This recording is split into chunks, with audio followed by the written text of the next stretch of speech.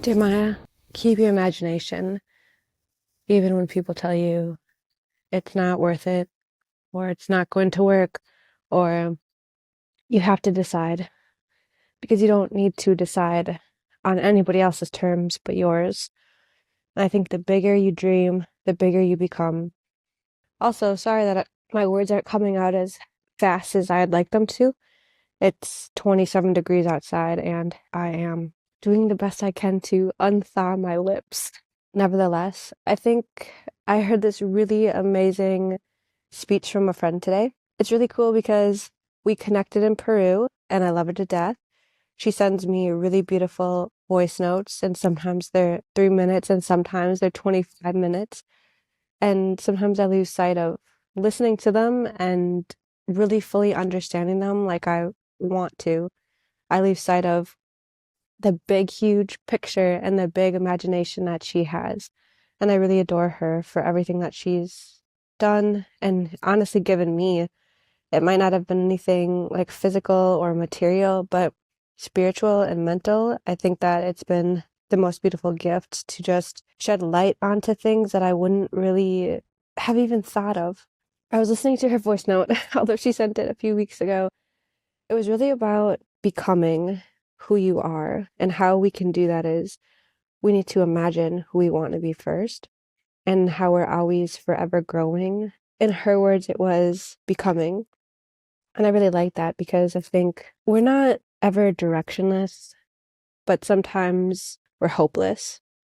As long as we keep the ambition and the animation. Well, I guess it could be animation in your head, depending on how you think. Just keeping that imagination alive is so critical. Sometimes I think it's, I think it's taken from us in ways that are come from negativity and jealousy. I think people who are around us and think they have it all figured out really try to preach to us that there is no room for big thinking. There is no room for these big ideas. Maybe for them it's not right. Maybe it's not meant for everybody, but I think you deserve everything. And I pause because I also believe that you deserve the things you work for. I don't think things are going to come natural all the time. Sometimes they totally will. But I think we still need to figure out what that dream is and work towards it, right? Sometimes things may feel like they're falling in our lap, and that's amazing too.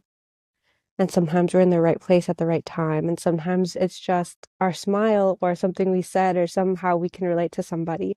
But I think they just keep imagination so live and active. I think that's like the number one thing here. And if I can give you any kind of takeaway, it's try to listen to the people who you really want to become. If there's a family member in your life and you look at them and you're like, I really didn't like watching you as I grew up. I really didn't like being around this. You don't need to be that way just because you're related or not related, or just because you are around them. You don't need, you can be any way you want to be. You don't have to follow the footsteps of anybody. I hope that you create your own footsteps.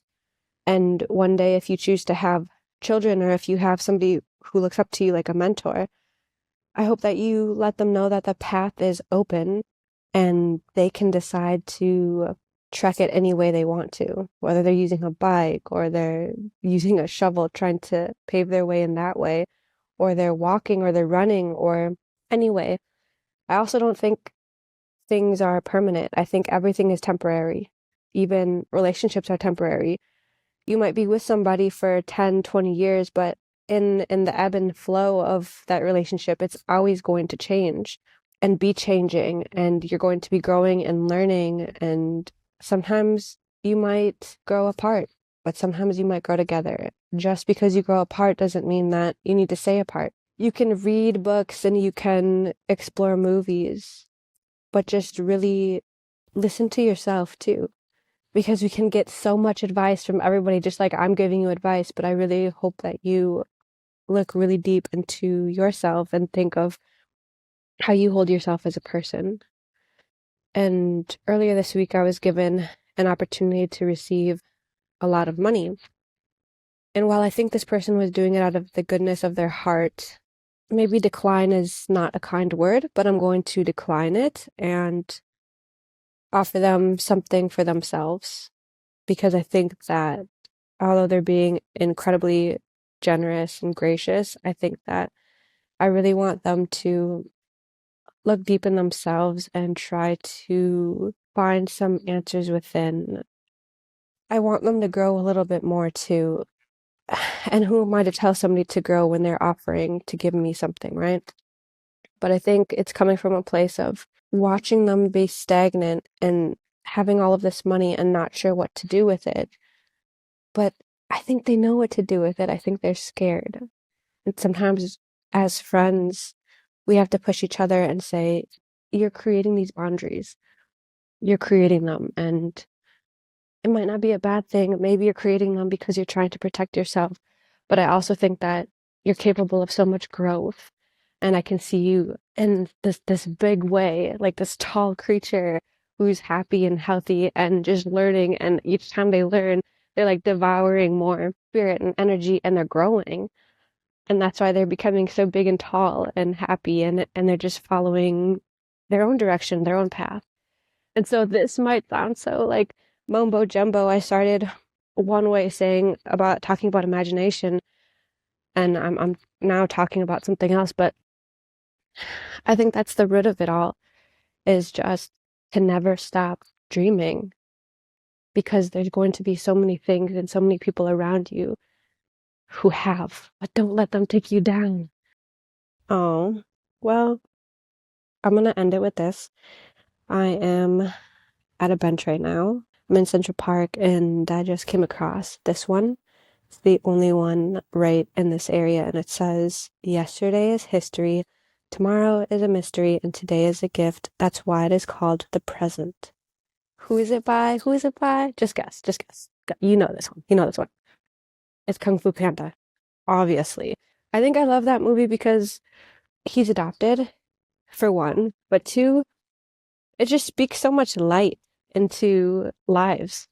I think they're showing you who this person who's really, really wants something, but then when they're faced with adversity and faced to work hard, they realize this might not be for them.